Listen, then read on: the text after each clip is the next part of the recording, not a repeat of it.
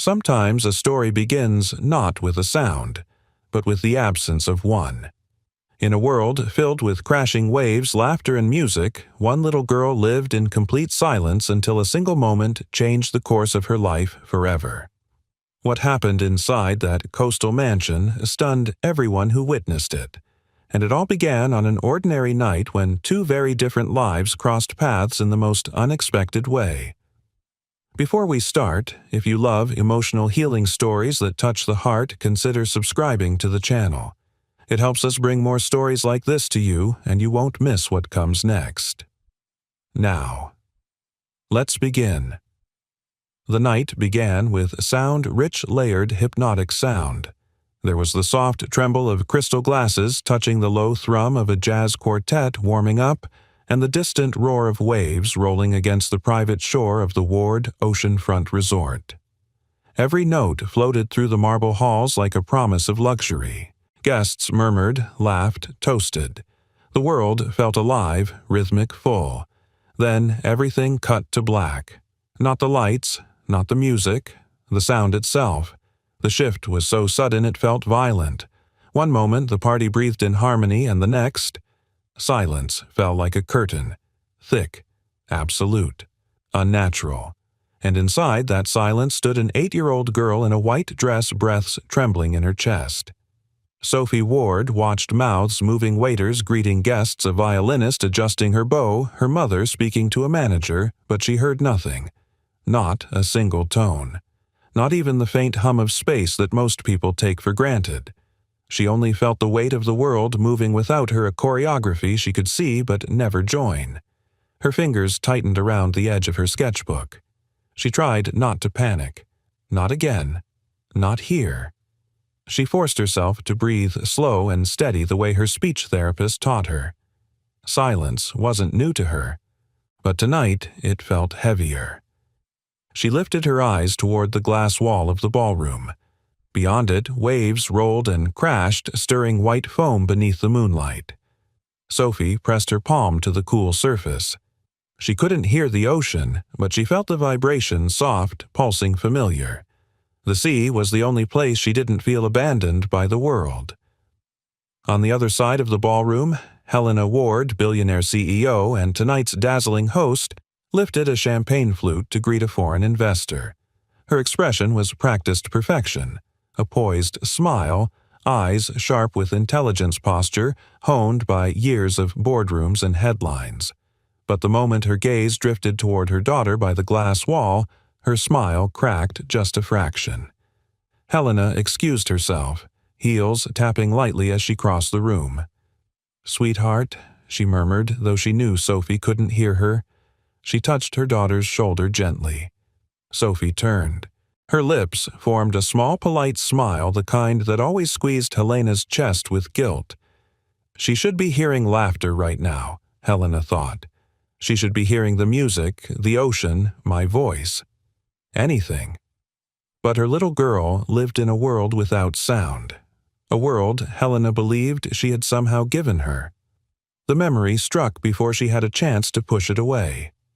8 years earlier, hospital monitors beeping, medical staff rushing, the sterile smell of antiseptic thick in the air. Helena lay in a delivery room, exhausted, heart pounding in fear and hope as her newborn daughter was whisked away for tests. The attending physician entered with a tight mouth and lowered eyes. "There's something you need to prepare yourself for," he said gently. "Your daughter's hearing. There are significant abnormalities. Quite possibly congenital. Mrs. Ward, she may never hear anything." Helena remembered how the words sliced through her cold, merciless absolute. The faint beep of the monitor had grown louder, louder until it became the soundtrack of her nightmares. For months afterward, she'd wake at night hearing phantom alarms, imagining doctors repeating the phrase "born deaf" over and over.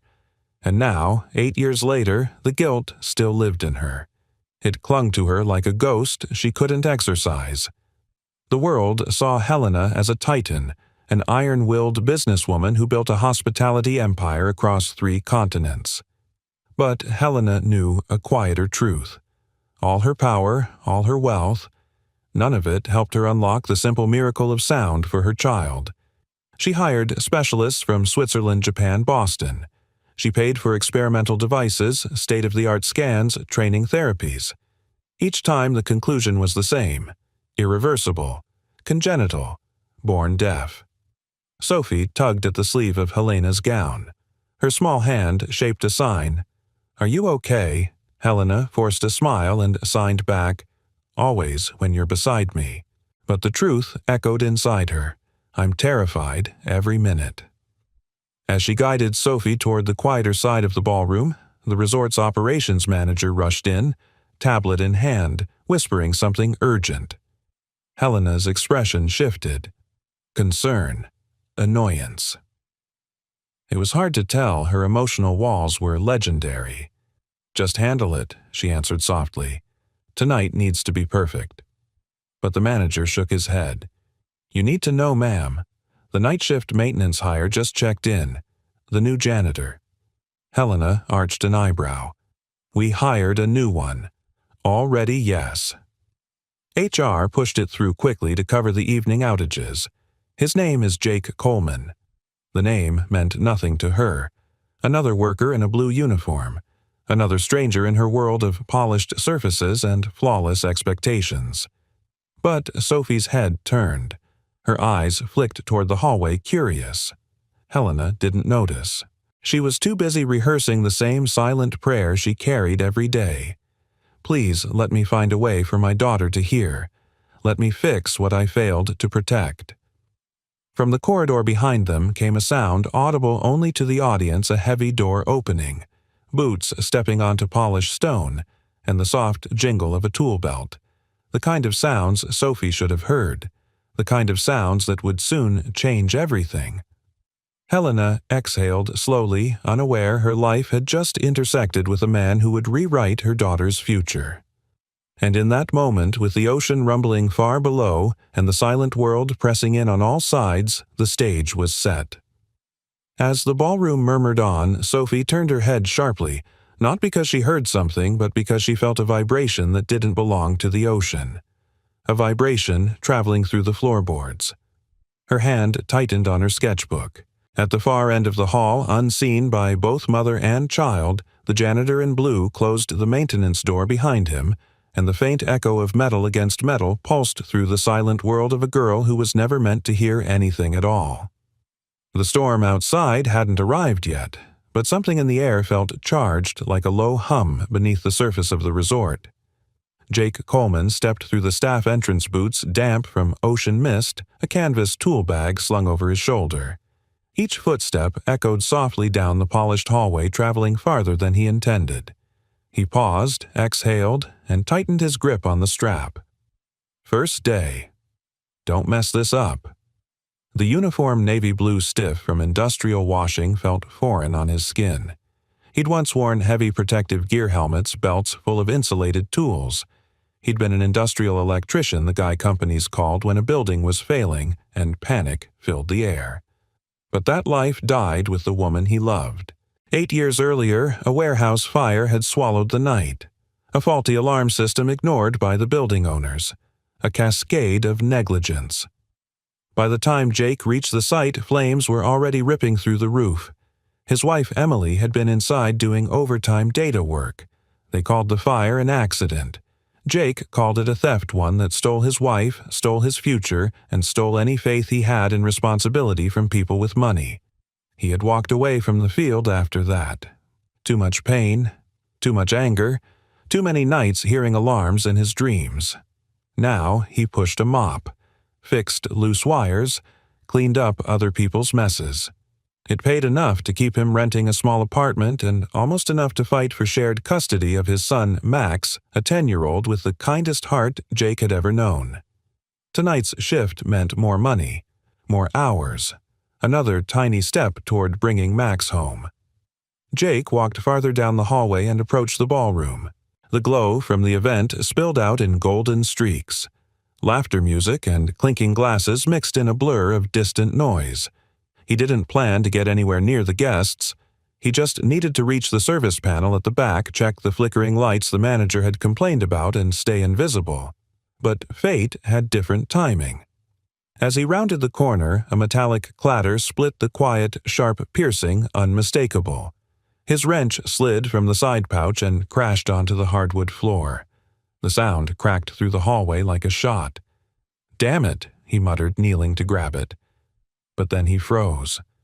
A small figure stood at the far end of the corridor, the little girl from earlier. Sophie. Her hand flew to her right ear, her face tightening in discomfort. Not confusion, not surprise. Pain. Jake blinked. "Wait." He breathed, staring at her. She felt that even from a distance he could see her shoulders tense. Her free hand pressed against the wall, searching for something steady. Her eyes darted toward him, curious, not frightened. She watched his mouth move, though she couldn't hear his apology. Jake raised a hand awkwardly and mouthed, "Sorry." She studied him with a quiet intelligence he hadn't expected. Then she did something that made his throat tighten. She gave a tiny nod as if forgiving him instantly. Before he could say anything else, her tutor called her back, guiding her into a quieter study room. Sophie paused in the doorway, glancing at him once more, then disappeared. Jake exhaled slowly. If she's completely deaf, why did she react like that? He tried to shake the thought. It wasn't his place. He was a janitor in a borrowed uniform. The girl was the daughter of a billionaire. Her medical team probably had more degrees than he had tools. Still, the reaction wasn't normal. It nagged at him like a loose live wire hidden behind drywall. Later, in the employee break room, Jake dialed Max during his short break. The boy answered on the second ring. "Dad." Just hearing that voice softened every line in Jake's face. "Hey, buddy, you still up? I was drawing. Grandma let me stay awake 'cause I told her you might call." Jake smiled. "Yeah, what are you drawing this time?" "A dog on a skateboard. With sunglasses." Jake laughed quiet warm. "That sounds awesome, actually." Max giggled, then asked, "How's your new job? Did you fix anything cool yet?" Jake hesitated. "Not exactly. But I did meet someone. A worker, a kid, a girl. About your age. She's deaf." There was a pause. Then Max said, "Like can't hear anything at all." "That's what I'm told." Jake rubbed the bridge of his nose. "But something weird happened. I dropped a wrench and she reacted. Like it hurt her." Max hummed thoughtfully. "Remember when the doctor thought I had hearing loss? But it was just that stupid cotton swab stuck in my ear." Jake felt something shift inside his chest. A tiny connection. A thread. He tried to dismiss it. "Yeah, but that was different. This girl, her doctors say she was born." Still Max interrupted gently. "Maybe you saw something they didn't." Jake swallowed. "Or maybe I'm just seeing what I want to see." They said goodnight, but the boy's words stayed with him. Hours passed. Jake finished repairing a faulty dimmer switch, cleaned 2 hallways, and performed routine checks on the emergency lights. The resort had settled into late-night quiet soft waves outside, faint hums of machinery inside. As he approached the family wing, another sound caught him off guard, not loud, but persistent. A soft, repetitive scritch, scritch, scritch. He followed it, drawn by instinct.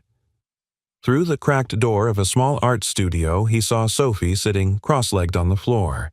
Her sketchbook lay open. A pencil moved quickly across the page. He held his breath and leaned slightly to get a better angle. She wasn't drawing flowers or houses or ocean waves. She was drawing an ear, a right ear, surrounded by swirling black loops like coils of pain. She pressed her palm against her ear between each stroke, flinching lightly. Her pencil moved faster, harder, as if trying to warn anyone about a storm inside her head. The scritch, scritch, scritch of graphite scraped through the quiet like Morse code. Jake's voice escaped in a whisper. "She's telling someone her ear hurts." Sophie didn't hear him, but her pencil slowed. She glanced toward the door, almost sensing someone there. Jake stepped back, not wanting to frighten her, but his heart was pounding. Something was wrong in a way no one had bothered to question. And for the first time since he stepped into the Ward estate, Jake felt a spark of the man he used to be, the one who refused to ignore danger just because someone richer said everything's fine. He couldn't diagnose anything. He couldn't promise anything. But he knew what he'd seen. And he knew one thing with absolute certainty. This child was not telling the world she was deaf. She was telling the world she was hurting. Jake stared at the door long after Sophie stopped drawing. The ocean rumbled outside. Somewhere deep inside, the estate lights flickered again. The girl who wasn't supposed to hear anything had reacted to sound, and the girl who wasn't supposed to feel pain from it was now drawing it. Jake whispered to himself, voice tight with conviction. This isn't just deafness. Something's been wrong for a long, long time. The next morning, the resort woke to the low hum of vacuum cleaners, the clink of breakfast dishes, and the muffled rush of ocean wind pressing against the glass. Staff moved quietly, trying not to disturb the high-end guests enjoying their seaside sleep-in. Jake moved differently. He walked the service corridor with purpose tool belts slung low, mind buzzing louder than any generator he'd ever repaired. All night, the same images had replayed in his head, Sophie flinching at the crash of his wrench. Her hand pressed to her right ear. That sketch and ear ringed in black pain. Every time he tried to shrug it off, something inside him refused. It felt too much like that warehouse alarm system, everyone insisting it was fine until it wasn't. Until it was too late. He wasn't going to stand by and watch another child pay for adults looking the other way. His first stop wasn't the electrical room. It was the small office where Sophie's interpreter usually worked. He knocked lightly on the doorframe. Hey, excuse me? The interpreter, a woman in her 40s with calm eyes and quick hands, looked up from her laptop. Can I help you? I'm Jake, he said, tapping the name patch on his uniform. New maintenance. I've seen you with Sophie. Her expression softened. You've met her. Kind of, he said. Mostly from a distance. I was wondering if you could show me a few signs. She tilted her head. For work reasons or... Jake exhaled. For her.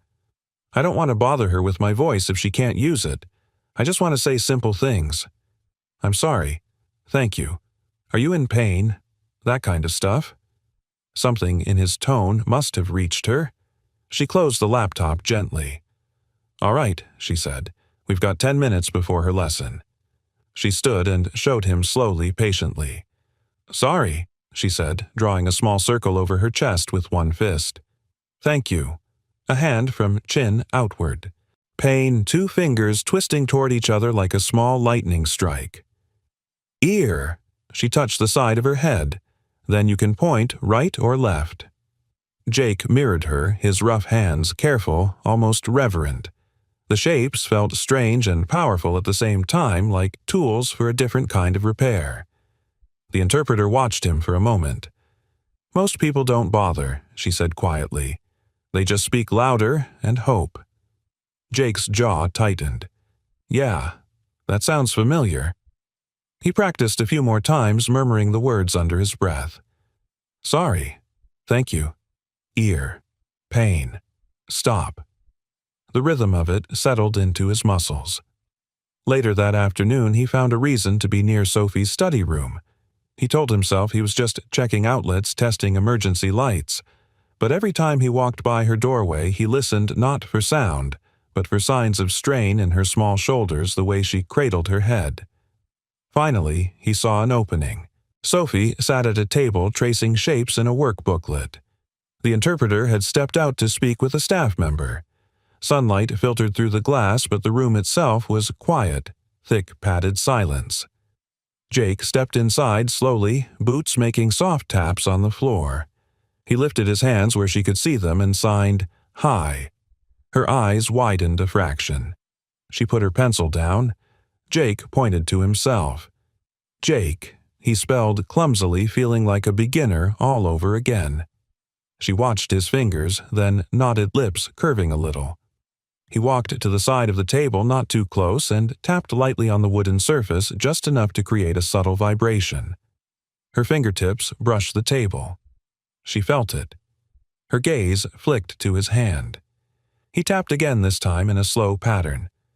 Tap. Tap. Tap, tap. Sophie's eyes narrowed with concentration.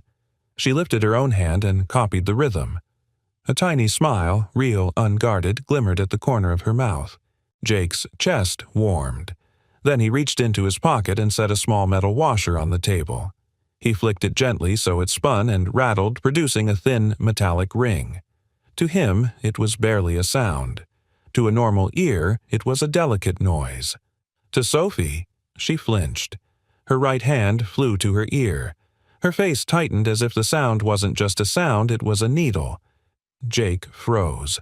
Slowly, carefully, he signed pain and tapped his ear.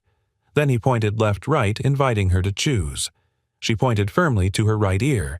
Her eyes shimmered with something close to frustration. He swallowed. How long, he thought, wishing he knew how to ask it properly. The interpreter returned then, and the moment broke. Sophie's expression smoothed over the way children learn to protect adults from their own discomfort. She picked up her pencil and bent over her worksheet. Jake backed out of the room, heart pounding. This isn't just silence, he thought. This is something else. Later that day, a work order came in over his radio. Coleman, we've got a tripped breaker in the family office wing. Some outlets are acting up near the private study. Can you check it? On my way, he replied. The family office area was quieter than the rest of the estate. Carpet softened his footsteps. A clock on the wall ticked faintly, a steady heartbeat for the space. Helena's office door stood slightly ajar. He knocked once. No answer. Ma'am, he called gently. Maintenance. I was told there was an issue with the power. No response, just the soft hum of a computer left on sleep mode. He stepped inside, staying near the wall-eyes, scanning for the outlet panel. His gaze passed over a family photo, a crystal award, a stack of perfectly aligned folders. Then it landed on the open laptop screen. Medical software glowed faintly. A patient file sat open. He didn't need to read the name to know who it was. The image on the screen showed a cross-section of an ear canal in grayscale. A curved shape sat along one side, thin, pale, slightly darker than its surroundings. Underneath, in small typed notes, one phrase repeated across multiple images. Shadow, artifact, not clinically significant. Jake stared. Once, twice, 3 times. The same curved shape appeared in image after image, angle after angle, like a stubborn symbol refusing to disappear. He didn't know medicine, but he knew patterns. He'd spent half his life staring at electrical diagrams, tracing currents, spotting repeated faults. If a glitch appeared once, you could call it noise. If it appeared in the exact same way, over and over, it wasn't noise. It was a problem. He took a slow breath. That's not a shadow, he muttered. That's something. Before fear could talk him out of it, he pulled out his phone and snapped a quick photo of the screen. The shutter sound clicked softly in the quiet room. His pulse jumped. He backed away, found the breaker panel, and flipped open the metal door. He adjusted the switches just enough to justify having been there. Then he stepped out and pulled the office door gently closed. His phone felt heavier in his pocket than any tool he carried. That night, long after most lights in the resort dimmed, Jake sat in his tiny staff quarters back against the wall, listening to the low hum of the mini fridge and the distant crash of waves. He opened the photo on his phone, zooming in on the shape again and again. Finally, he scrolled to a number labeled Hannah, ENT nurse, and hit call. She answered on the second ring. Jake, wow, it's been a while. Yeah, he said, voice rough. Sorry to bug you. I need your brain for a second. He described the images without names, without locations. Just an 8-year-old girl, a series of scans, and the same shadow repeating in every shot. On the other end, he heard the rustle of papers, the faint beep of a distant monitor, someone calling for a chart. Hannah's voice came back thoughtful. If that shadow appears in multiple images from different angles, she said, it probably isn't just an artifact. It could be a foreign body. Something stuck in the canal, hugging the wall. With little kids, especially those in NICU, we used to use ear protectors. Sometimes. Pieces break off. Jake's throat tightened. And if no one ever... Noticed then that kid might have had pain-recurrent infections, distorted hearing, all chalked up to something else. She sighed. But I can't say more without seeing her. This is hypothetical. Okay, I'm not giving a diagnosis. I know, he said softly. You've already given me more than you think. He hung up and sat in the dark for a long time. Outside, the ocean pounded the shore in relentless cycles. Inside, a small clock ticked on his nightstand. Every sound suddenly felt personal, like a reminder of everything this child had been missing or feeling only as pain. If I'm wrong, he thought I look like an idiot and probably lose my job. If I'm right, then she's been living with something no one bothered to question for 8 years. The thought made his hands curl into fists. He stood, heart beating hard enough that he could hear it in his ears. Somewhere in the vast, quiet estate, Sophie was sleeping, or trying to, maybe with her hand pressed to that same aching ear. Jake stared at his reflection in the small window, the faint outline of a man in a blue uniform who used to be someone else. Someone who didn't walk away when a system failed. He exhaled, decision solidifying in his gut. Tomorrow, he whispered, I talked to her mother. Whether it cost him his job or not, he was done pretending this was just a shadow. Morning light drifted across the Ward estate like a soft curtain, but Helena felt none of its warmth. She sat alone at the edge of her bed, elbows on her knees, fingers tangled in her dark hair as she tried again to steady her breathing. Today was supposed to be simple. Finalize the proposal for the European cochlear trial. Confirm the travel arrangements, reassure investors, and pretend once more that she wasn't barely holding herself together. But memory had its own agenda. As she lifted her head, the faint imagined rhythm of hospital monitors pulsed through her mind, those cold, sharp beeps that had lived inside her for 8 long years. The NICU had been a world she never wanted to revisit. Bright fluorescent lights, antiseptic air, quiet chaos. Sophie had been so small, wrapped in tubes and blankets, her tiny chest rising and falling in quick, fragile breaths. A nurse, Helena could barely remember her face now, had fastened a pair of plastic infant ear protectors over Sophie's head. We use these to reduce loud noise. Chin up. Babies, adjust, the woman had said with forced cheer. Then she was gone, swallowed by the rush of medical staff moving like a storm around the incubators. Hours later, the attending physician pulled Helena aside. His tone was gentle, but the words were blades. There are indications of congenital auditory nerve issues. We'll do further testing, but you should prepare yourself. Congenital. Born deaf. 2 words that rewired Helena's entire life. She'd tried asking questions, she remembered that much. But her husband had died in a plane crash just weeks before, and grief had hollowed out her voice. She was drowning in responsibility and loss, in fear, and she accepted the prognosis without the strength to push back. That weakness haunted her more than anything else. A soft knock pulled her back to the present. Ms. Ward, her assistant, called. Your morning brief is ready. Also, Dr. Sato confirmed availability for the European procedure. He says the earlier Sophie arrives, the better. Helena closed her eyes.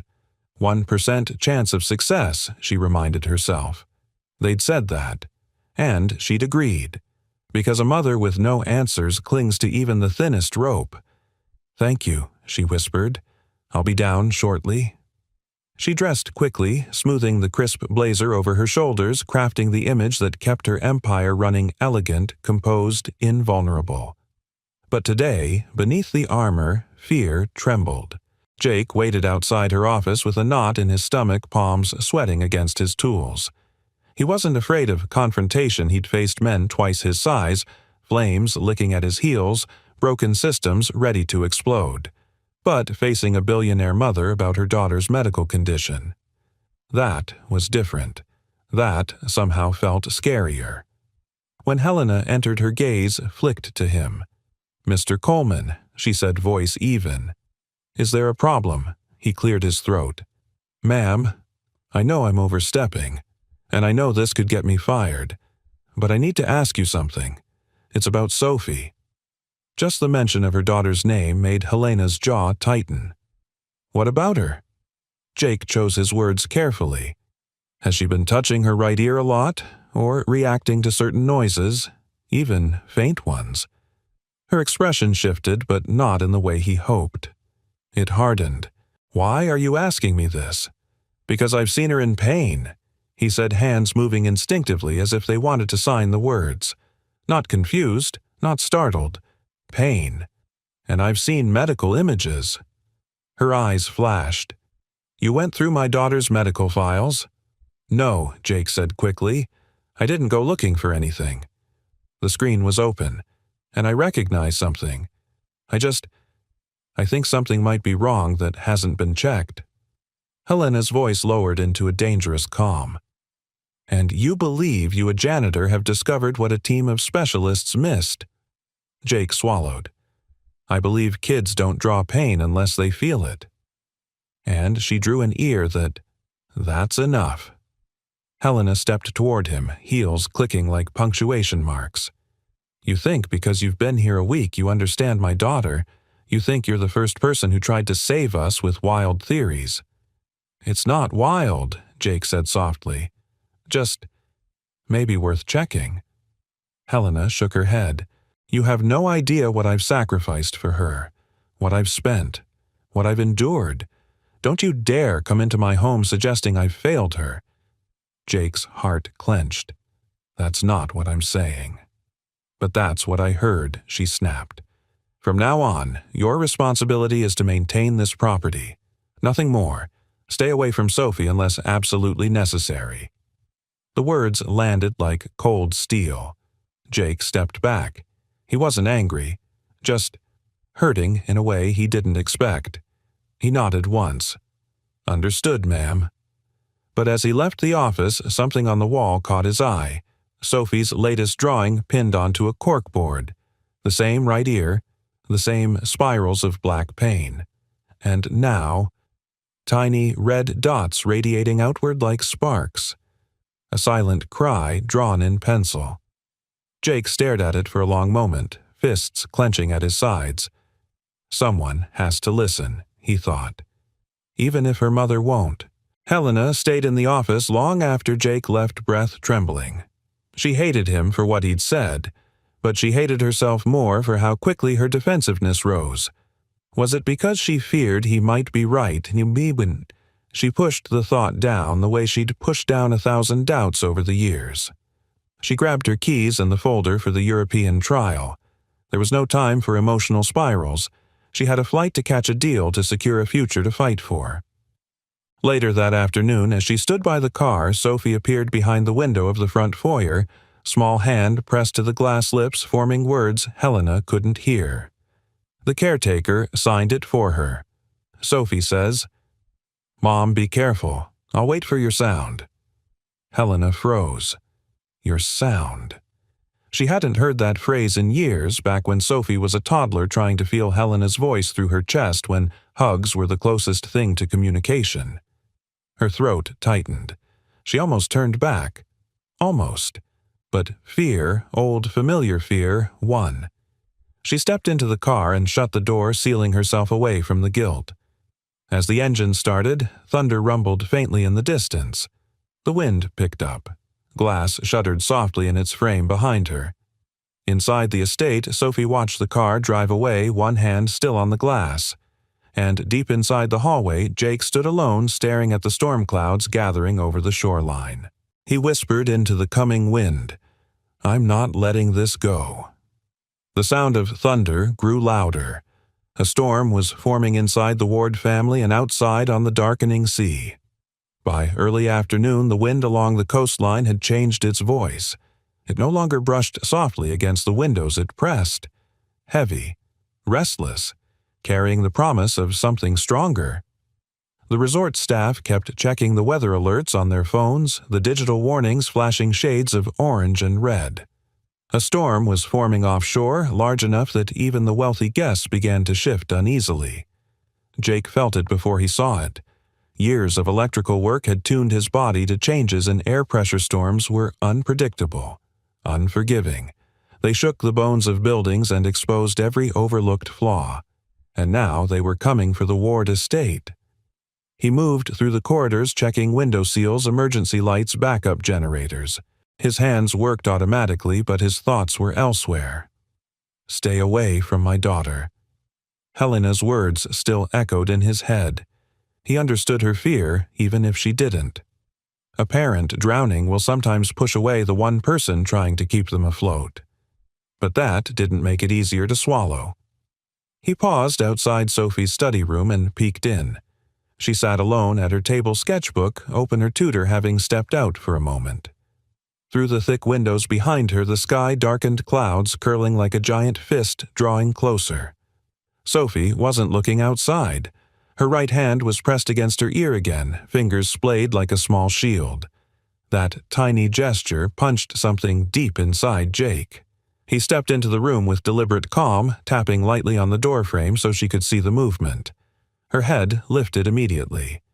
Recognition dawned in her eyes, not fear, just quiet expectation. Jake smiled gently and raised his hands to sign, "May I come in?" She nodded. He walked to the nearest window and ran his fingers along the frame, pretending to check for drafts. But he kept glancing at her reflection in the glass. Sophie watched him with quiet interest.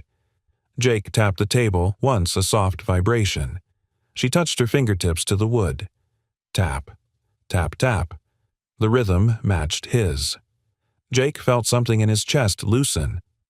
"Good," he whispered without thinking, though he knew she couldn't hear. "You're paying attention. That's good." He turned and signed slowly, "Storm coming." Loud outside, safe in here. She looked toward the storm clouds as if reading the sky. Her small shoulders tensed, not from sound she heard none but from pressure. Air shifted before storms, pushing against skin and sinuses, creating discomfort she couldn't name. Her fingers drifted back toward her right ear. Jake crouched beside her. He signed carefully, "Dean Turdine." She nodded. More gently this time he asked, "Here." He pointed to the right. Her nod was immediate. He inhaled slow and deep. "Okay," he murmured, though the word was mostly for himself. "Hang in there, kiddo. I'm working on it." Just then, the caretaker returned, smiling politely, and Jake stepped back. He gave Sophie a small wave before slipping out of the room, pretending to adjust a thermostat on the wall. But inside, the pressure building in the air felt personal. Meanwhile, Helena Ward stood in her private garage clutching her documents as her driver checked the road conditions. "Ma'am," he said gently, "they're advising travel delays. The storm may hit faster than expected." Helena glanced at her phone. Investors overseas were waiting. The European medical team had agreed to see Sophie sooner than expected. Turning back now would mean rescheduling a meeting she'd fought months to secure. "Let's go," she said, opening the car door. But before sliding inside, something tugged at her attention. She looked back toward the mansion's glass foyer. There, behind the window, was Sophie. The little girl's hand was pressed against the glass, her forehead resting beside it. She watched her mother with wide, steady eyes. Her lips moved in small shapes, forming words she couldn't hear. Helena swallowed hard. "What is she saying?" The caretaker interpreted softly. She said, "Mom, be careful. I'll wait for your sound." Helena's breath hitched. Something inside her nearly cracked open. "Your sound. Not your voice. Your sound." The memory slammed into her, the years when Sophie, barely a toddler, would press her cheek to Helena's chest just to feel her hum lullabies she couldn't hear. For a heartbeat, Helena considered running back. But fear, old familiar fear, wrapped around her like cold rope. She whispered to herself, "She'll be okay. It's only a few hours." And with that, she stepped into the car, shutting the door on the image of her daughter waiting with an empty kind of hope. The engine started. The garage door lifted. The car rolled into the growing wind. The moment Helena left the estate shifted. The classic calm of a billionaire's home fell away, replaced by quiet chaos, people checking generators, securing outdoor furniture, closing heavy storm shutters.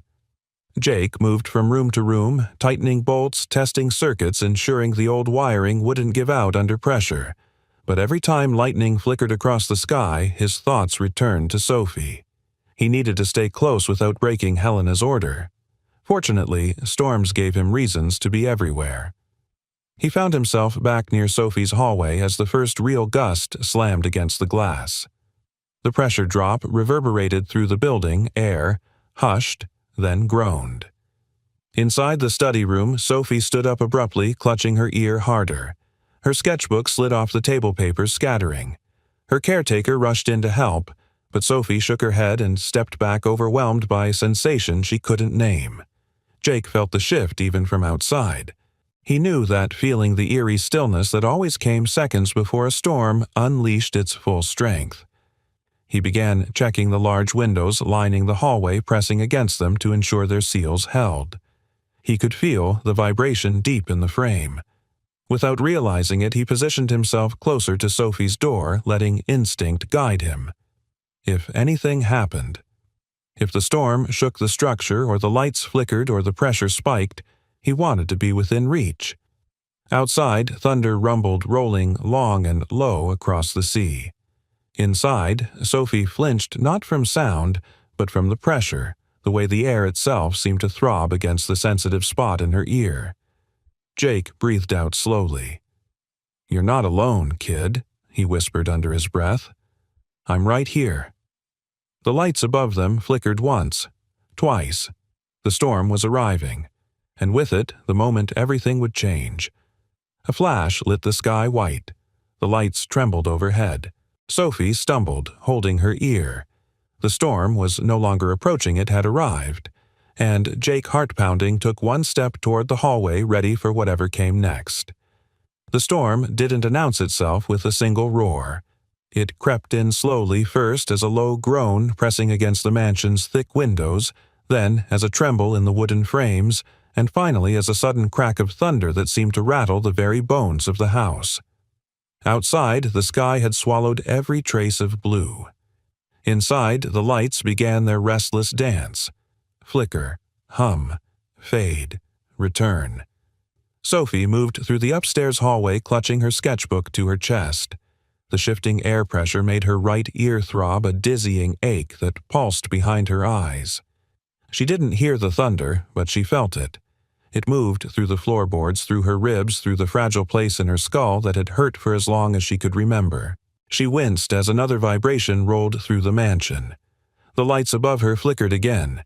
She pressed her palm harder against her ear, breathing through the pain. At the far end of the hall, hidden by shadows, Jake was kneeling in front of an electrical panel, tightening the screws on a breaker cover while the storm outside tried its hardest to pry the world apart. He could feel the house shaking beneath him, subtle but unmistakable. The generator's going to kick in soon, he thought, and when it does, the old wiring might not take it.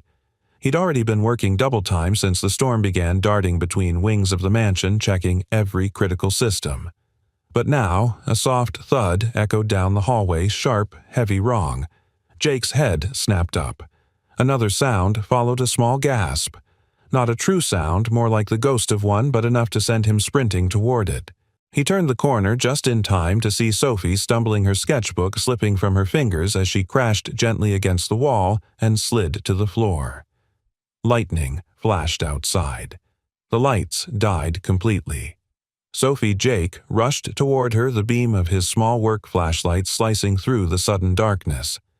She was curled into herself, hands clamped around her right ear, her small shoulders trembling. Her face twisted in a kind of silent agony that made Jake's heart squeeze painfully tight. He dropped to his knees and raised his free hand where she could see it. "Are you hurt?" he signed, fingers trembling. Her eyes squeezed shut. She tapped her right ear frantically. Tears streaked down her cheeks. Jake swallowed hard and pressed his flashlight against his chest so she could see both of his hands again. "Pain." She nodded quickly. "Here." He pointed at the right ear. She nodded again, harder this time, shoulders shaking. Jake inhaled, slowly steadying himself. "Okay," he whispered aloud even though she couldn't hear. "I've got you. You're okay, I promise." He signed again. "May I look?" He pointed to her ear and then to himself. She hesitated. She had every reason not to trust adults, not when so many had dismissed her pain as something else. But finally her fingers released their grip on her ear. She nodded once. It was enough. Jake gently angled her head toward his flashlight beam. He lowered his voice instinctively as if quiet could soothe her even if she couldn't hear. "This might tickle a little," he murmured. He shone the light into her right ear. What he saw made his breath catch. There, deep inside, hugging the inner canal, was the same curved blackish shape he'd seen in the medical scans. Except now up close it wasn't a shadow at all. It was a foreign object, a piece of something synthetic, a curved shard of plastic. Likely the same protector piece they'd used on her in the NICU 8 years ago. He stared at it for a full second that felt like an eternity. Dear God, it's really there. Another rumble shook the house from foundation to rafters. Sophie flinched violently, hands flying back to her ear. Jake reacted on instinct. He placed one hand gently over hers and signed with the other, "I can help. But only if you want me to." Her breathing hitched. She studied him with tear-filled eyes, searching his face, his posture, the steadiness in his hands. And then she reached out and gripped the sleeve of his janitor's uniform. Permission. Jake nodded once, fiercely protective. "All right," he whispered. "Just stay with me. You're doing great." He reached into his tool belt, not for anything painful or sharp, but for a tiny sterile plastic hook he used for cleaning delicate electrical sensors. He wiped it with an alcohol pad until his fingers shook from precision. He signed again. "If it hurts, tap my arm." She nodded. Then he angled the flashlight and slowly brought the tool toward her ear. Lightning cracked outside. The generator hummed to life. The lights quivered. Sophie squeezed her eyes shut, gripping Jake's arm with her free hand. He worked with painstaking care, guiding the hook to the edge of the foreign object, trying not to scrape the sensitive skin. He felt resistance at first. The plastic shard wouldn't budge. Jake's breath stuttered. "Come on." "Just a little," he murmured. He adjusted his angle. His pulse pounded in his ears.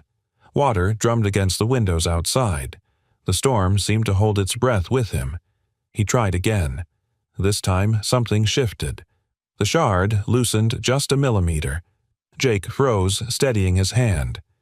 "You're okay," he whispered, even though she could only feel the calm in his touch. "Almost there." He signed with his free hand, "Brave." Her lips trembled, but she didn't pull away. Jake drew one last breath, then pulled slowly, carefully, and the object began to slide outward. Just then, another bolt of lightning hit the shoreline, causing the entire mansion to shudder violently. The lights flickered so hard that for a moment everything plunged into pitch black. In the darkness, Sophie's fingers clawed at Jake's sleeve. His heartbeat thundered against his ribs. He tightened his grip.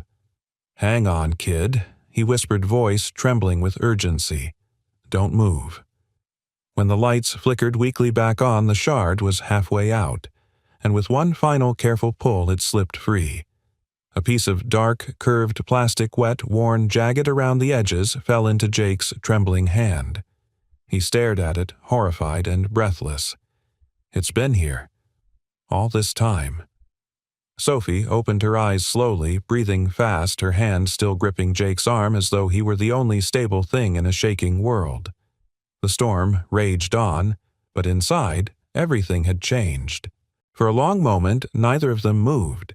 The storm howled outside, rattling the windows like an angry demand for entry. The emergency lights flickered again before settling into a weak but steady glow, just enough to illuminate the tiny, dark piece of plastic trembling in Jake's hand. Sophie stared at the object with wide, tear-glossed eyes. She didn't know what it was, not really. But she knew what it felt like to have it lodged in her ear, 8 years of pressure pain and silence she could never explain. Jake swallowed hard. His throat felt tight as if his own breath had been stolen. The shard lay in his palm like proof of something unthinkable, an answer buried for almost a decade. He forced himself to steady to breathe. This wasn't the time for panic. The girl in front of him needed calm, not fear. He signed gently. "You're okay." Sophie's small hand lifted uncertainly. She touched her right ear, then her fingertips trembled as she lowered them. Jake saw the question in her eyes. "What now?" He lifted his flashlight again. "I need to check, sweetheart," he whispered, "just to make sure nothing else is in there." He signed the same message for her, his movements slow and soft. She nodded, trusting him more than she trusted the storm, the walls, the world. Jake angled the beam and examined the canal again. Redness, irritation, but no more foreign objects. Relief poured through him, warm and heavy. He put the tool away and exhaled. All done. Then something happened. Something so small, so fragile that it took a full second for Jake to understand what he was hearing. A sound barely there escaped Sophie's lips. A soft, shaky whisper of air brushing vocal cords that had never learned how to form words. She blinked. The sound startled her as much as it startled him. Jake froze. "Sophie," he whispered. She pressed her fingers to her ear. Her breath hitched, drawing in gently as if the air around her suddenly felt different. Then, slowly, she turned toward the wall clock mounted above the hallway. Tick, tick, tick. The second hand moved in tiny, rhythmic steps. Sophie's lips parted. "Ty." Jake's heart cracked open. Not perfectly pronounced. Not smooth, but real. A sound. A word. Her first. Sophie's eyes widened as if she'd heard something impossible. And she had. For the first time in her life, she wasn't just feeling the world, she was hearing it. Tears pooled instantly. Her fingers pointed to the clock, trembling. "Ty." Jake's vision blurred. He swallowed a sob he didn't realize he'd been holding. "That's right," he whispered. "That's the clock. You're hearing it." She breathed fast, almost panicked, not from fear, but from shock, from the sudden awakening of a sense she thought she'd never know. She reached out blindly, gripping Jake's sleeve. He covered her small hand with his own, grounding her. "You're okay," he murmured. "I promise. You're okay." Sophie pressed her ear again, this time gently, cautiously. She looked around as if testing her new reality. Then footsteps. Fast. Frantic. Water dripped from the hall runner. Cold wind chased in from downstairs. Jake turned just as Helena Ward burst into the hallway, soaked from the storm, her hair clinging to her face, her breath ragged. Her flight had been grounded at the last second, forcing her to return home through wind and rain. She hadn't expected chaos. She hadn't expected darkness. She certainly hadn't expected this. Her gaze locked onto the scene. Her daughter sitting on the floor. A janitor kneeling beside her. A strange, dark object in his hand. A tool near her ear. Her child crying. Helena's heart seized. "What are you doing to my daughter?" Her voice ripped through the hallway like a raw blade. Sophie jolted, startled by the vibrations of her mother's shout, even if she couldn't fully hear the sound itself. Before Jake could speak, 2 security guards rushed in behind Helena, grabbing him by the arms and yanking him away from Sophie. "Wait, stop." Jake tried to get the words out, but adrenaline and panic strangled them. Helena stepped forward, fury and terror blurring together. Get him away from her. Sophie watched her breaths sharp, her hands shaking. She reached forward instinctively, but Jake was pulled back too fast. His flashlight clattered to the floor. One of the guards barked, "We found the emergency breaker open downstairs. He's been messing with the wiring." "That's not. I was fixing it." She was in pain. Jake choked out. But Helena wasn't listening. Her gaze had zeroed in on the plastic shard lying on the floor. Her face drained of color. "What? What is that?" she whispered. Sophie opened her mouth, and for the first time in her life she pushed sound through her trembling vocal cords to reach her mother. "Mom." The word cracked through the corridor, thin, shaky, imperfect, but unmistakably real. Helena froze. Her eyes widened. Her breath vanished. Time itself seemed to stop. Sophie stared at her mother with desperate, pleading eyes.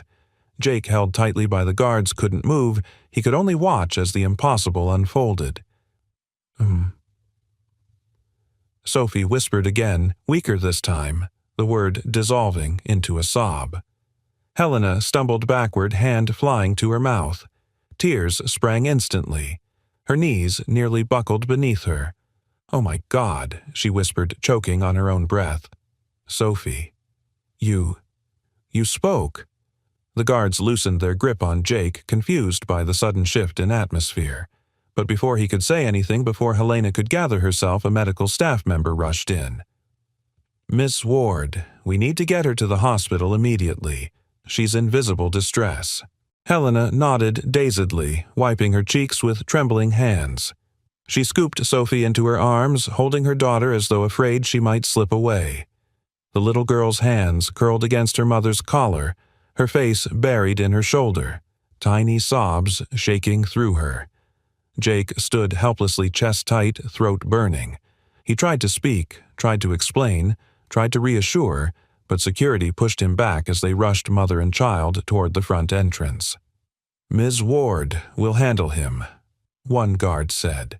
"Focus on your daughter." Helena looked back only once, her face torn between gratitude, horror, and confusion. But the fear won. She turned away before Jake could meet her eyes. The last sound Jake heard was the heavy slam of the emergency room doors as they closed between him and the little girl whose life had just changed. Jake pressed his palms to the cold wall, breath shaking. The storm outside roared its approval. The secret in Sophie's ear was out, but the consequences had only begun. The hospital smelled of antiseptic, rain-soaked clothing and fear. Not the loud, frantic kind, no one shouting, no alarms blaring, but the quiet, suffocating fear that presses into the walls and lingers in every breath. Helena paced the hallway outside the evaluation room, arms wrapped tightly around herself, hair still damp from the storm. Her heels clicked in short, frantic bursts. She tried to stay composed. She was Helena Ward, after all, a woman who negotiated 9-figure deals before breakfast. But right now, she was just a mother, watching years of certainty crumble under her feet. Inside the room, a specialist team worked around Sophie with practiced gentleness. A pediatric ENT, 2 nurses, and a technician all moving quietly as they prepared the tiny fiber-optic scope. Sophie sat hunched on the exam bed, wrapped in a warm blanket. Her breathing was shallow, quick, but her eyes were open, alert, trying to understand a world that suddenly had sound leaking into its edges. She kept touching her right ear, not in fear this time, but in wonder. "Ms. Ward," a nurse called softly. Helena nearly jumped. "Yes, you can come in." Her heart hammered as she stepped through the door. Sophie immediately reached out, small fingers curling around her mother's wrist. Helena kissed the top of her daughter's hair and whispered, "I'm here. I'm right here." Even though Sophie couldn't understand the words fully, she leaned into the comfort of them. The ENT cleared his throat gently. "Ms. Ward, we're going to show you something." He turned the monitor toward her. The camera inside Sophie's ear displayed a magnified world-tender skin, faint veins, the delicate canal. And then, right beside the scope's light, the ENT pointed to an area raw and irritated. "That," he said, "is the contact pattern from prolonged pressure. This is consistent with a foreign object having been lodged here for quite some time." Helena stared. She had no words, no breath, nothing. The ENT continued, quietly careful with every syllable. "We compared it with the piece the staff retrieved from your home. It is almost certainly from an infant ear protector used in NICUs 8 years ago. This is very rare, but not impossible." Helena's knees weakened. She gripped the bed rail to steady herself. For years, the doctor said gently her pain, her reactions, her partial responses to vibrations, it was not neurological. At least, not entirely. It came from irritation and obstruction caused by that object. Helena's voice finally broke free. How could so many specialists miss this? The ENT sighed a weary, honest sound. Bias.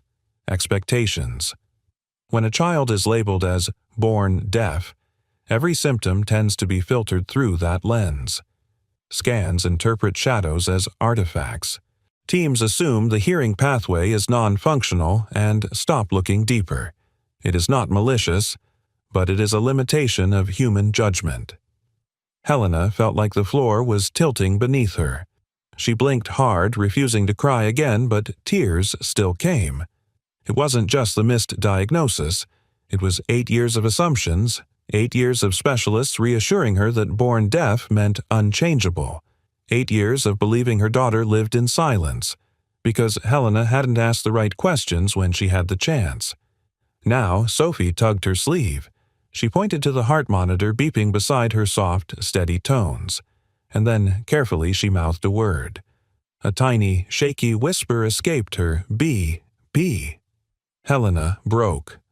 "Sweetheart," she choked, pulling Sophie into her arms, you can hear something.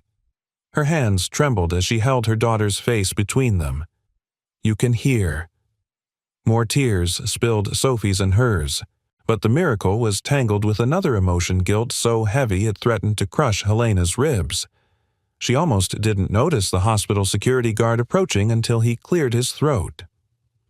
"Ms. Ward, the man who was with your daughter, the janitor, we have him in the security room for questioning." He hesitated. "He's not resisting. Says he'll stay as long as needed." Helena stiffened. She didn't know what she felt toward him anymore. Confusion, gratitude, anger, shame. All she knew was this: he had touched her daughter. He had removed something from her ear, and he had seen a truth she hadn't. I'll speak with him," she said. Jake sat in the hospital security room on a hard chair under cold fluorescent light. His uniform was damp. His knuckles were scraped from earlier work.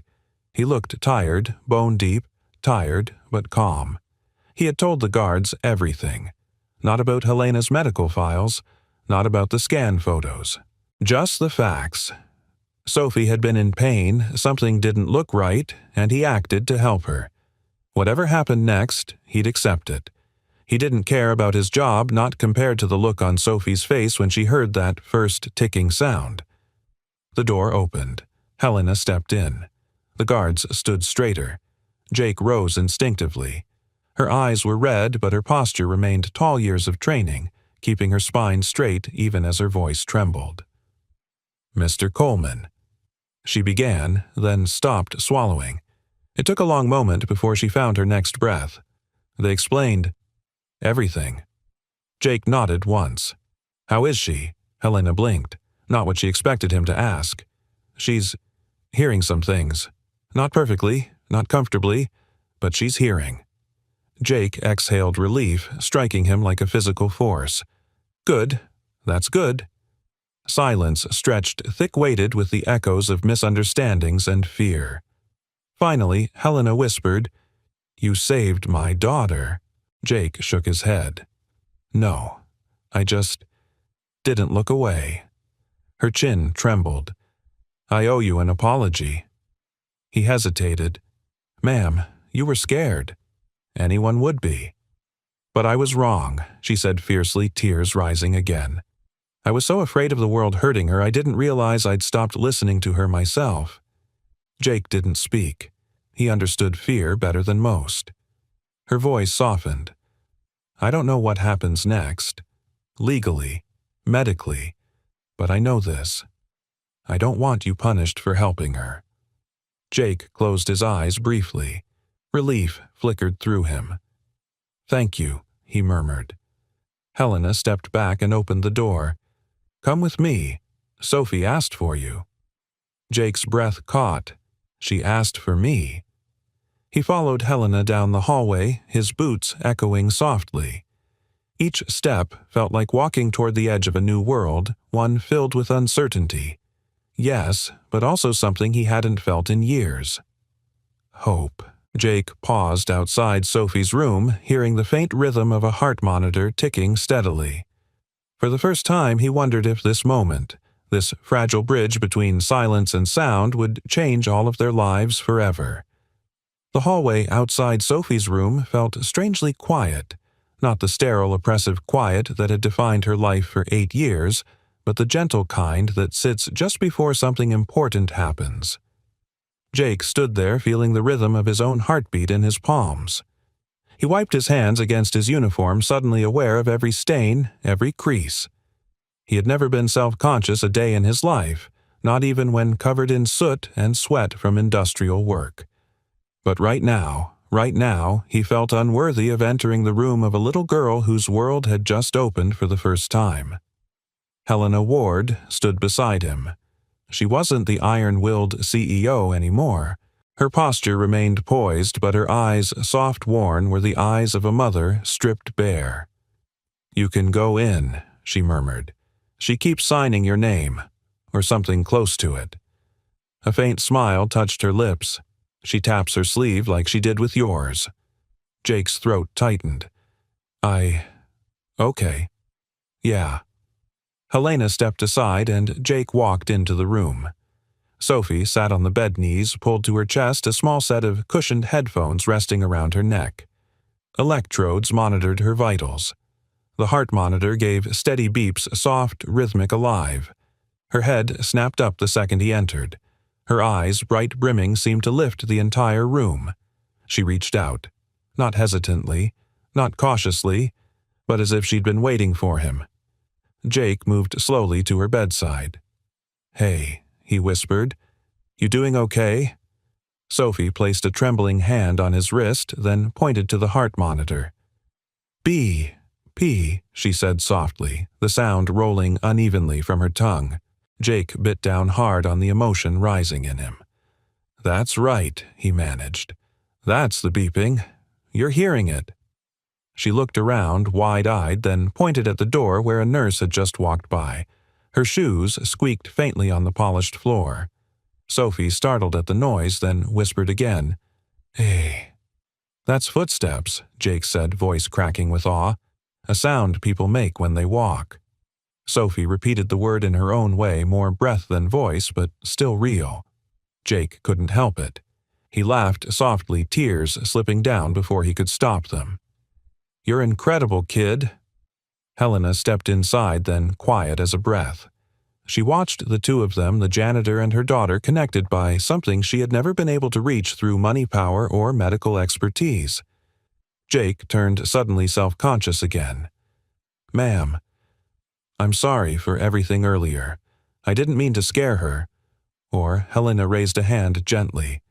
"Please, don't apologize."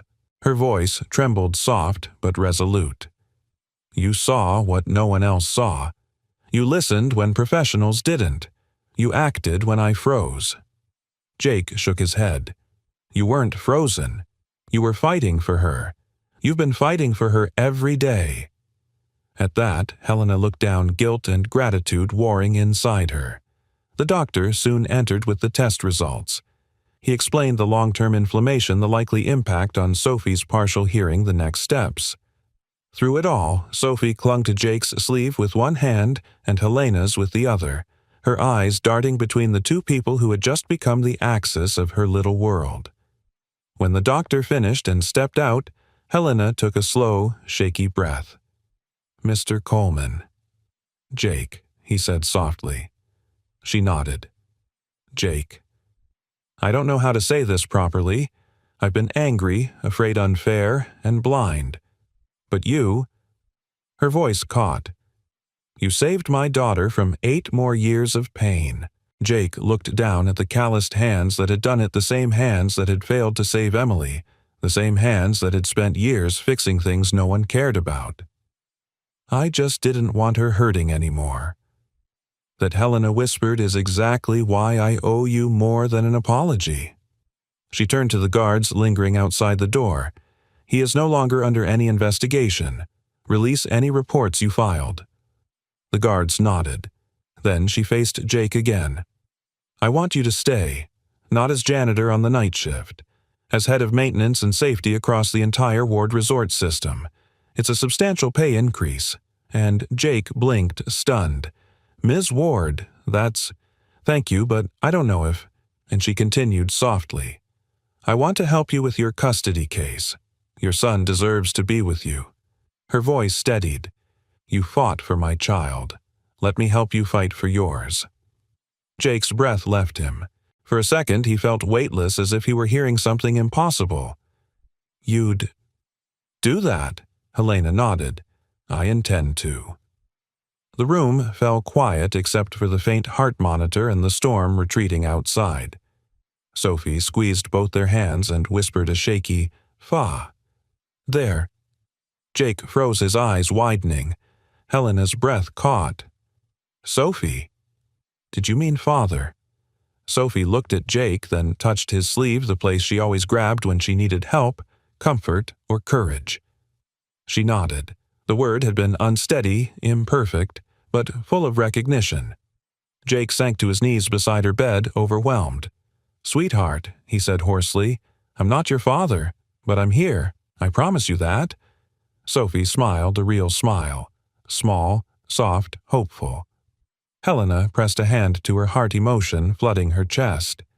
This man had walked into her life wearing a blue janitor's uniform, but right now he was the only person who truly understood her daughter. Moments later, a nurse stepped in. "She's ready to be discharged soon, but we need to show her how to manage sensory input.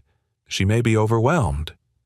Helena nodded, but her gaze lingered on Sophie's face, lit with new awareness. Jake helped adjust the headphones gently over her ears. "These will help calm the world down a bit," he murmured. "Lots of new sounds. It's okay if it's too much." "You're not alone," Sophie whispered. "Oh, Kay," her voice trembling with effort. Then Helena stepped closer. "Jake, would you come with us? Back to the resort?" He hesitated, remembering her earlier command, "Stay away from my daughter." But that woman, the fearful, rigid version of her, was gone. "Yeah," he said softly. "I'll come." As they stepped out of the room together, Helena, Sophie, and Jake, the storm clouds outside finally broke open, revealing a strip of soft, golden sky. Sophie looked toward the window, hearing the muffled roar of waves for the very first time. She turned to Jake. "What is that?" The answer, and everything it would change, waited in the next chapter. The next few weeks unfolded like a series of small miracles, quiet ones, gentle ones, the kind that bloom slowly and change everything without fanfare. For the first time in her life, Sophie Ward woke each morning into a world that didn't simply move, it spoke. The ocean still looked the same from her bedroom window, but now she could sense a faint rumble beneath its waves like a distant drum. She didn't always like sound. It was confusing, overwhelming, sometimes painful, but there was wonder in the discovery. And wonder, when given to a child who has lived in silence, becomes something holy. Helena watched all of it with a tenderness she hadn't let herself feel in years. She found herself waking early just to listen to Sophie practice new sounds with her speech therapist. Sometimes Sophie would get frustrated, scrunching her face and pressing her palms to her headphones. Other times, she'd laugh a soft, breathy giggle that melted Helena's heart every single time. Jake came by most afternoons at first because Helena asked him to help with safety upgrades, and then because Sophie asked for him. Her signs were still imperfect, her speech even more so, but she had a way of pointing to the door at the expected hour, then looking at her mother with hopeful eyes. "Jake," she'd whisper, her voice barely a thread, and Helena would smile. "Yes, sweetheart." Jake. One afternoon, they sat in Sophie's therapy room as the specialist placed a set of headphones over her ears. "Okay, Sophie," the therapist said, speaking slowly so Sophie could watch her mouth. "We're going to listen to different sounds today. You tell me what you hear. Ready?" Sophie nodded, gripping Jake's hand on her left and Helena's on her right. Her anchor points to two worlds merging. First came the rain sound, gentle taps against a tin roof. Sophie blinked rapidly, tilting her head. "Ta." "That's rain," Jake whispered, "the soft kind." She smiled, amazed. Next came birdsong-light musical chirps. Sophie squinted, trying to find the shape in the air. She whispered, "Ch, ch, eep." Exactly, Helena said, voice trembling with pride. Birds. That's their song. Sound by sound, Sophie built a vocabulary of feeling. Her senses were still raw, unsure sometimes, overstimulated. But with every new tone she'd look between Helena and Jake, like she wanted to ask, "Is this real? Is this what you've heard all your life?" And every time they nodded back, reassuring her, "Yes, this is the world's sweetheart. And it's yours now, too." A few days later, Max arrived at the estate for his first visit. Jake had told him everything. The boy had listened with wide eyes, equal parts awe and protective fury that someone his age had lived with that kind of pain. Now he stood in the foyer holding his guitar like a shield. "Are you sure she wants to hear me play?" he asked nervously. Jake smiled. "Buddy, she's been talking about you all week." When they entered the living room, Sophie sat cross-legged on the rug. The moment she saw Max, her face lit up. She pointed at his guitar curiously. Max knelt in front of her. "You want to hear something?" He strummed a gentle chord, soft warm. Sophie's startled eyes widening. She placed both palms flat on the floor, feeling the vibration travel through the wood. Then she leaned toward the guitar, watching the strings tremble. Max lowered his voice. "It's music. My dad says it's like feelings with sound." Sophie whispered the new word softly. Ma-zik. Jake swallowed hard. Music. A word she had never spoken before. A world she'd never entered. Max played a slow melody, one he'd written for his mom years ago. Sophie's breathing steadied. She leaned closer, both hands pressed to her heart as if she could trap the sound inside her chest. When Max finished, Sophie whispered, "Bo, fo." Helena's hand flew to her mouth. Jake wiped his eyes before his son noticed. Healing didn't just belong to Sophie. It reached the adults, too. Helena found herself drifting toward Jake for reasons she didn't dare name. Maybe it was the quiet steadiness he carried, the way he knelt to Sophie's level, the way he listened, truly listened to things she had long dismissed. One evening after Sophie's therapy session, they stood on the back patio overlooking the sea. The sunset bled gold across the water. "She understands so much more now," Helena whispered. "I used to think the silence protected her, but it only protected me from asking harder questions." Jake nodded. "Silence can feel safe when the truth is scary." She looked at him, eyes soft with something she'd kept locked for years. "You taught me that listening is more than hearing." Jake looked out at the horizon, avoiding the warmth rising in his chest. "We all just want someone to listen when it matters."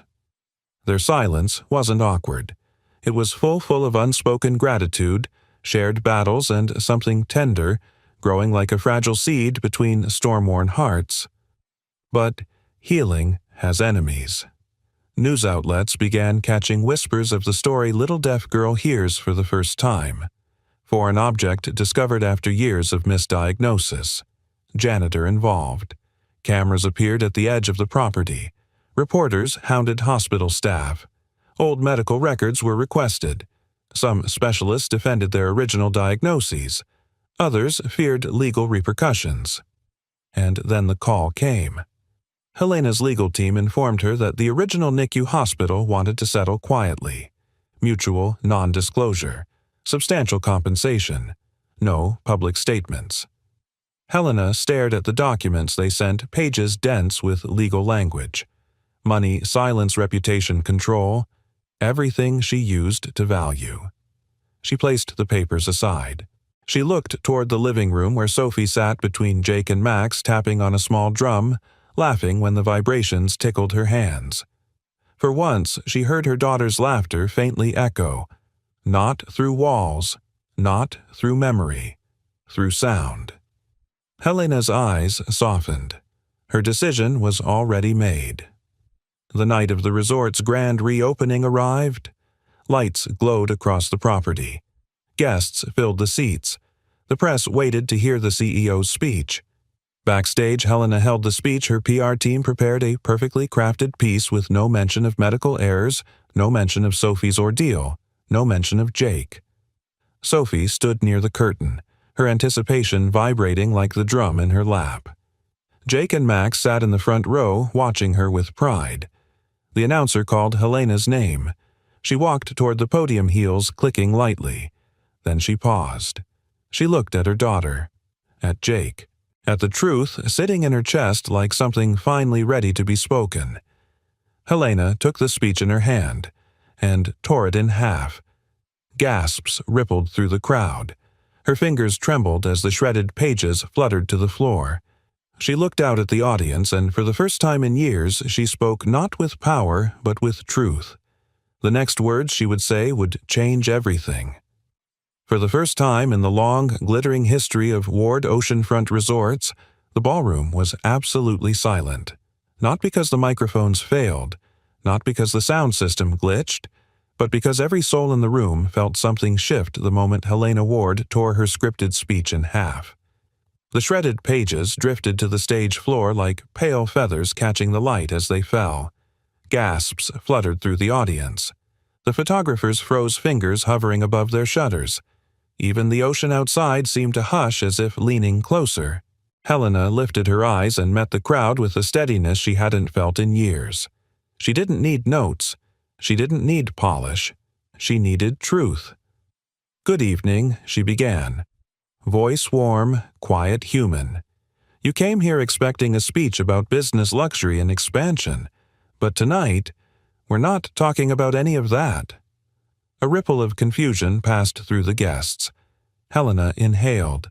Her hands trembled just enough for those in the front row to notice, but her voice carried with surprising strength. "I want to tell you a story I've been too afraid to say out loud for 8 years." From the first row, Jake felt his breath pause. Beside him, Max squeezed Sophie's hand gently, something she felt more than heard.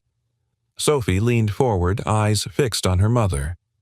"When my daughter Sophie was born," Helena continued, "the doctors told me she might never hear the world. They said she was born deaf. I accepted that. I accepted it because I was grieving my husband, overwhelmed and scared. I accepted it because it was easier than asking harder questions." Her voice cracked and she pressed a hand to her heart. "For 8 years, I lived believing silence was her destiny. I threw money, resources, and every ounce of my energy into trying to change that. But for all my efforts, I missed the most important thing." The room remained still.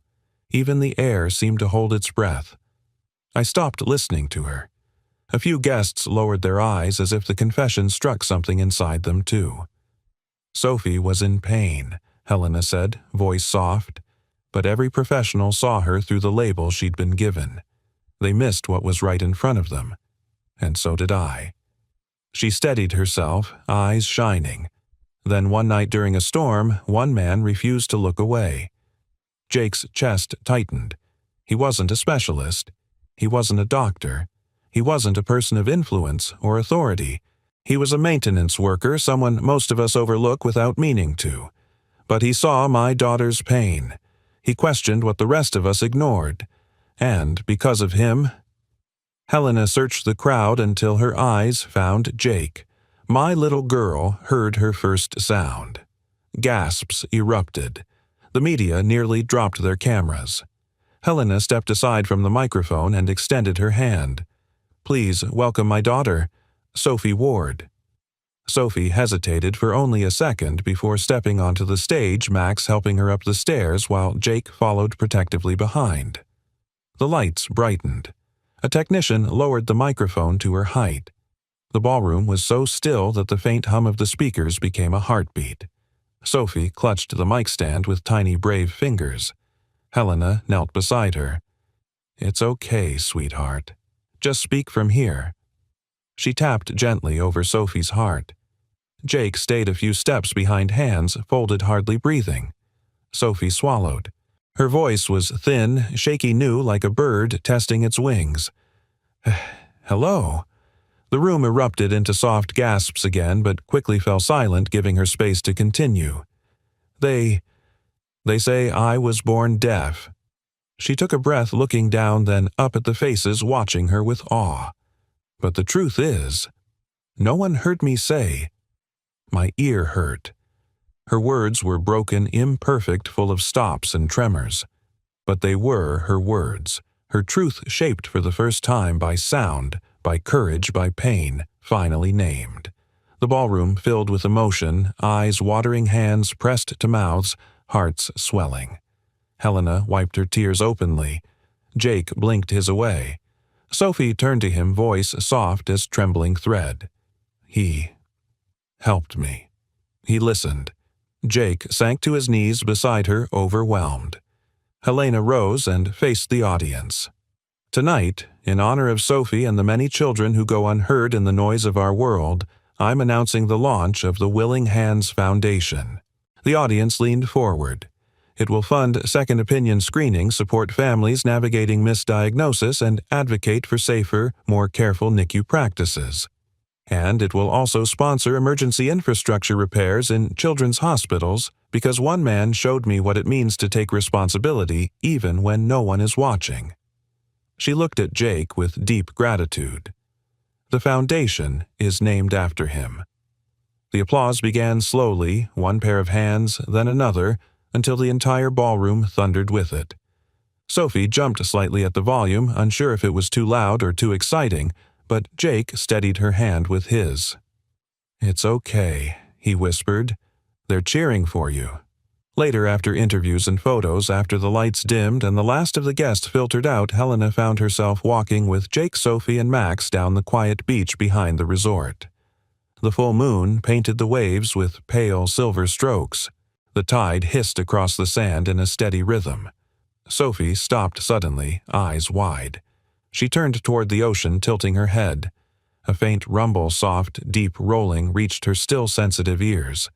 She pressed one hand to her chest, the other reaching for her mother. "Mama," she whispered. "It's loud." Helena knelt, brushing a strand of hair behind her daughter's ear. "That's the ocean, sweetheart." Sophie took a step closer to the water. "It talks." "Yes." Helena whispered, her voice thick. "It always has. Now you can hear it." Sophie looked up at Jake, pointing at the waves with pure wonder. "Say." Again, Jake crouched beside her, letting the water wash over his boots. "That sound," he said gently, "is life. It's the world telling you you're part of it." Sophie beamed a smile so radiant it eclipsed the moonlight. She pressed herself into Helena's chest, then turned and hugged Jake too, her small arms wrapping around his neck. "Thank you," she murmured, her voice shy, uneven, but clearer than ever. Jake pulled her close, voice thick. "You're welcome, kiddo." Max groaned dramatically beside them. "Dad, I think she likes you more than me now." Sophie giggled, a sound none of them had ever heard but instantly fell in love with. Helena looked at Jake, and something unspoken passed between them. Gratitude, hope, affection. Blooming slowly like dawn stretching across dark water. "Because of you," she said softly. "My daughter didn't just hear the world. She taught me to listen again." Jake looked out at the waves, breathing in the salty air, the warmth of family settling around him like a long-missed coat. "You know," he murmured, "miracles don't always fall from the sky. Sometimes, they're just people willing to look a little closer." Helena smiled, real, unguarded, full of new beginnings. Sophie pressed her ear to her mother's chest suddenly. "Mama," she whispered, "your heart, it's loud." Helena's breath hitched. She cupped the back of her daughter's head. "It's loud because I'm happy," she whispered. "I've never been this happy." Jake watched them, emotion pulling tight in his chest. Max nudged him. "Told you, Dad. Some people are worth the noise." Jake laughed softly. "Yeah, buddy. They really are." The family, once fractured by silence, stood together as the tide whispered against the shore. And in that gentle chorus of waves, laughter, and a newly awakened heartbeat, their story didn't end. It began. Sometimes the most powerful miracles are not the ones that change the world, but the ones that change one life. Sophie's journey is a reminder that every child is speaking in their own way, even when the world labels them, overlooks them, or misunderstands them. and it only takes one person, one moment, one act of courage to turn silence into possibility. If this story touched your heart, I invite you to take a moment and reflect. Have you ever witnessed something similar, an overlooked detail, a quiet cry for help, a life transformed because someone finally listened? If you have, please share your story in the comments. Your experience may be the encouragement someone else needs today. And before you go, I'd love to know, where are you listening from? We have an incredible community here, people from all over the world, and your presence truly matters. If this story brought you hope, healing, or a moment of peace, please consider subscribing to the channel so you won't miss the next journey we share together. Your support helps keep these meaningful stories alive.